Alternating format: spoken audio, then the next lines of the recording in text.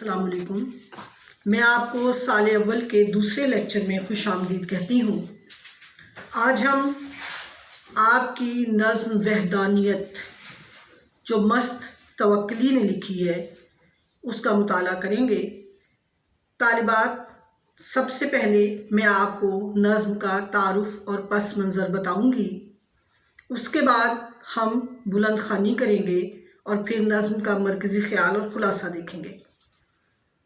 مست توکلی کا اصل نام توق علی تھا، جو لوگوں کی زبان پر توکلی بن کر معروف ہوا۔ آپ بلوچستان کے ایک صوفی شاعر تھے۔ قصبہ کاہان میں 1926 میں مست توکلی کی پیدائش ہوئی۔ خاموش طبع اور غور و فکر کی عادت بچپن ہی سے تھی۔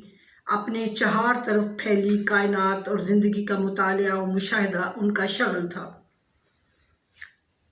پیشے کے اعتبار سے بلوچستان کی روایت کے مطابق آپ نے بکریاں چرانے کا پیشہ اختیار کیا۔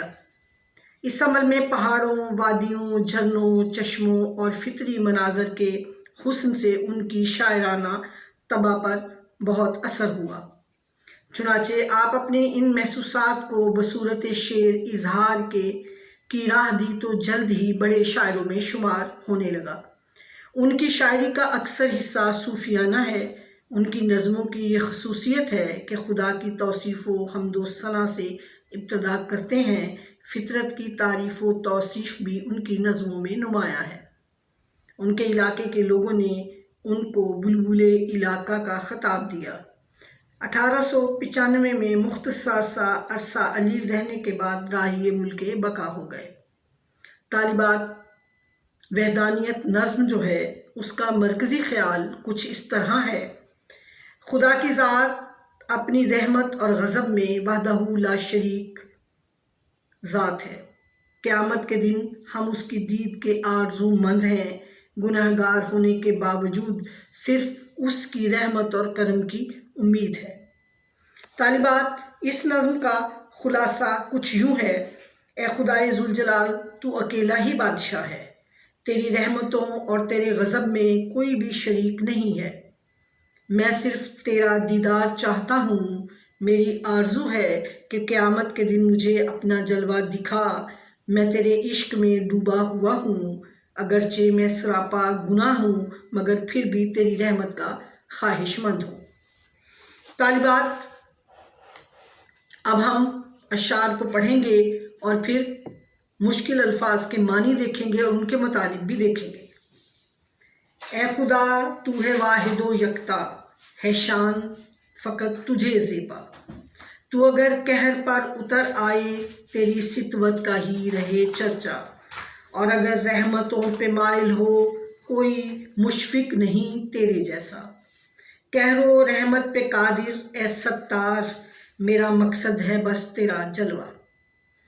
طالبات، اب ذرا ہم اسی بند کے مشکل الفاظ جو ہیں ان کے معنی دیکھیں گے۔ واحد، ایک، اکیلا، یکتا، ایک اکیلا۔ شاہی حکمرانی کو کہتے ہیں، حکومت کو کہتے ہیں۔ زیبا، زیبا، لائق، سزاوار۔ فقط تجھے زیبا، صرف تجھے ہی لائق، تو ہی لائق ہے شاہی کے اور تجھے ہی بادشاہی سزاوار ہے۔ قہر، غضب کو کہا جاتا ہے۔ سطوت، اقتدار کو، غلبے کو کہا جاتا ہے۔ مشفق، شفیق کو کہا جاتا ہے۔ اور قادر، قدرت رکھنے والے کو کہا جاتا ہے۔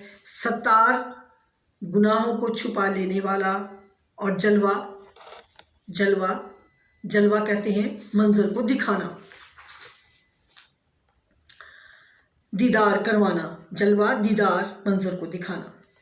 طالبات، ان اشعار میں ہمارا شاعر کہتا ہے کہ اے خدا، تو ہی ہے واحد و یکتا، یعنی وہ خدا کے واحد لا شریک اور وحدہ لا شریک ہونے کا اقرار کرتا ہے، اور یہ کہتا ہے کہ اس کائنات کی بادشاہی بلکہ تمام جہانوں کی بادشاہی فقط تجھے ہی زیبا ہے، تجھے ہی سجتی ہے، تو ہی اس بادشاہی کا سزاوار ہے۔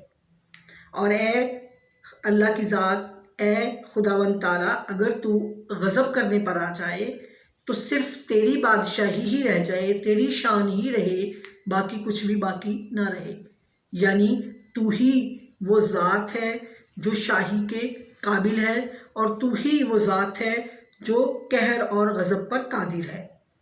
اور اگر رحمتوں پہ مائل ہو اور اگر تو رحمت کرنے پر آ جائے، تیری رحمتیں نچھاور ہونے لگے، تیری رحمتوں کا جلوہ دکھنے لگے، تو کوئی اور تیرے جیسا رحیم اور کریم نظر نہ آئے، اور کوئی تیرے جیسا رحیم اور کریم ہو ہی نہیں سکتا، ہے ہی نہیں، اور نظر ہی نہ آئے۔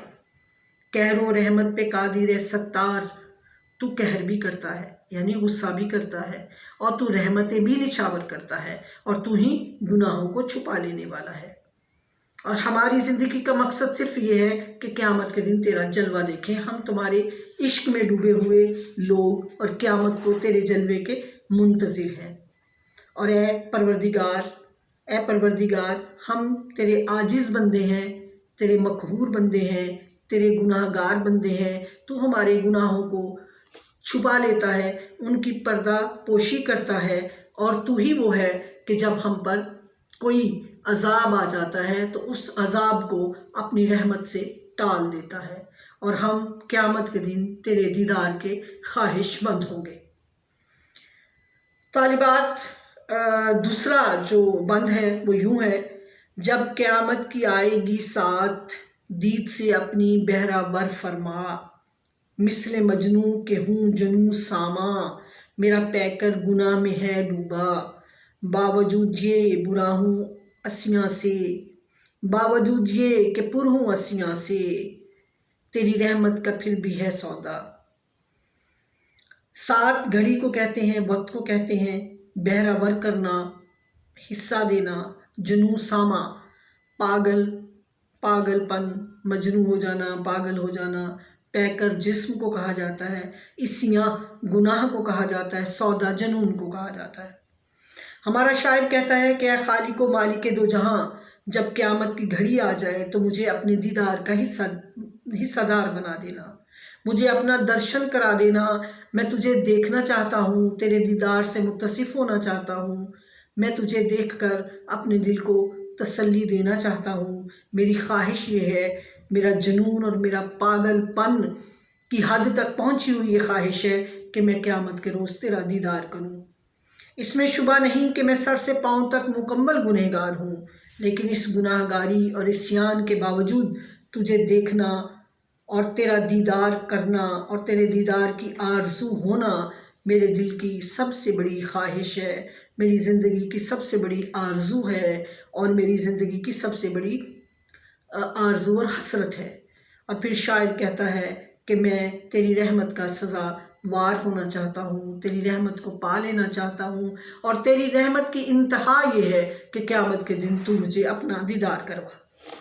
طالبات، اب ہم اس نظم کے کچھ سوالات ہیں، مشقی سوالات ہیں، انہیں دیکھیں گے کہ ہمارا مصنف کیا سوال کرتا ہے۔ سوال نمبر 1 ہے: اس نظم کے تمام قوافی الگ الگ کر کے تحریر کریں۔ طالبات، اس نظم کے قوافی ہیں: یکتا، زیبا، چرچا، جیسا، جلوہ، فرما، ڈوبا، سودا۔ اگلا سوال یہ ہے: اس نظم کے اس شعر کی تشریح کریں جس میں تلمیح استعمال کی گئی ہے۔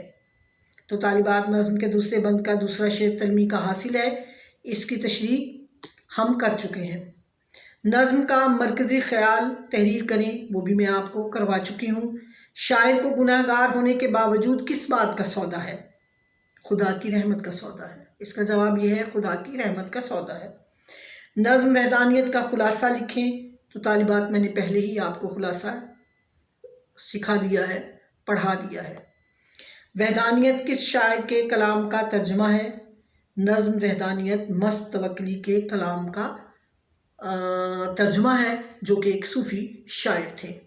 طالبات، میں امید کرتی ہوں کہ آج کی یہ نظم جو ہے وحدانیت مست توکلی کی نظم وحدانیت جو ہے وہ آپ نے خوب دل لگا کر سنی ہوگی اور اسے یاد رکھیں گے، اور امید کرتی ہوں کہ اگلے لیکچر کا بھی آپ کو انتظار ہوگا۔ والسلام، خدا حافظ۔